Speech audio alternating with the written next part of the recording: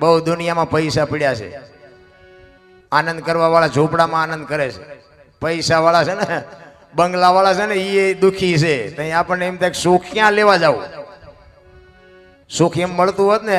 તમે જો એક ઝૂંપડામાં એક ભીખ માગીને જે માણસો ખાય છે, કપડા વગરના છોકરા હોય, માં હોય, બાપ હોય, છોકરા હોય, આખા ગામમાં જઈને બટકું રોટલો એક લઈ આવે, એક કોળીઓ ખીચડી લઈ આવે, થોડુંક શાક લઈ આવે, અને બાપુ કપડા વગરના છોકરા હોય, મેલા ગેલા કપડા પહેરીને માન બાપો બેઠા હોય, અને બાપુ એક થાળી હોય ને એમાં બાપુ એક આનંદ કરતા કરતા ખાતા હોય તો આપણને એમ થાય ખરું આ ભીખ માગીને ખાય તોય અમને આનંદ છે.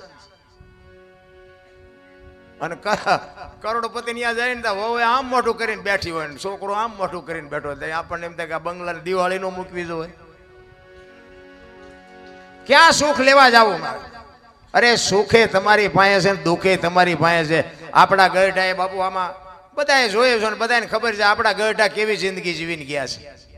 હે અત્યારે હું ઘટે છે, મારા બાપ જ્યાં જાવ ત્યાં બધા રોવે છે, અમારી પાસે કઈ નથી, અમારી મરો કઈ ન હોય તો શું જોવે છે તમારે? વાહન મકાન રૂપિયા લોઢા હવામાં ઉડે, વગર દોડે વાતું થાય, હિલોળા કરે. સુલા છોકરા કાજુ બદામની ઓગઠ કરે છે, આપણને પાર્લે નથી ચડ્યું, પાર્લે ભલામણા તોય હજી શેઠો જ નથી. મને તો એમ થાય કે હારું કાલ મરી જઈશું, આવી જિંદગી જીવવાની હવે જીવ એવું જ હવે આવ્યું. બોલો બધા કે સ્વર્ગમાં આમ છે ને સ્વર્ગમાં આમ છે, ત્યાં કે હોનાના સિંહાસન ઉપર ઇન્દ્ર ભગવાન બેઠા છે ને અહીંયા ઇન્દ્રની અપસરાયું નાચ કરે છે ને અહીંયા ફુવારા છે ને અહીંયા કોઈક જી આવ્યું હોય કોને મારે પગ ઝાલવા જી આવ્યું અહીંયા કોઈ બધું ડીંગો ડીંગે ચાલે છે. આ છે ને આર્ય સ્વર્ગ છે, બાકી કોઈ સ્વર્ગ બર્ગ છે નહીં. તમે મારે ને તમારે શું હગું શું છે બોલો? મને આ આપણો દાખલો લ્યો ને, તમારું મારું હગું શું? આ ફતેહગઢમાં મારે આવવાનું થાય શું કામ? તમારે મને બોલાવવાનું થાય શું કામ? આના સિવાય બીજું કોઈ સ્વર્ગ વર્ગ નથી. અને મેં 25 વર્ષ ખટારો હાંક્યો, આખી દુનિયા રખડીને બેઠો છું, કાંઈ રામ છે નહીં. આજે આપણે ભેગા થઈને બેસી છે ને આનંદ કરી છે ને, હામો મળે ને જય માતાજી કરે, કોક જય સીતારામ કરે, જય શ્રી કૃષ્ણ કે.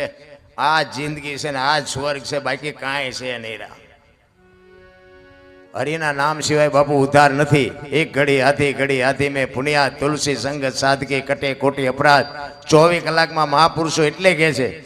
જોકે વક્તા બાપુ બેઠા છે, એમને એકવાર જોરદાર તાલીથી વધાવી લ્યો. કારણ કે આવા સંતો પાસેથી બાપુ કંઈક આપણે લેવાનું હોય છે. અને માણસનું જીવન કઈ રીતનું હોય, કેવી રીતનું જીવાય, કથાકારો બધા ખૂબ આપણને સમજાવે છે. પણ આપણને સારું કંઈક કઠણાઈ કંઈક છે.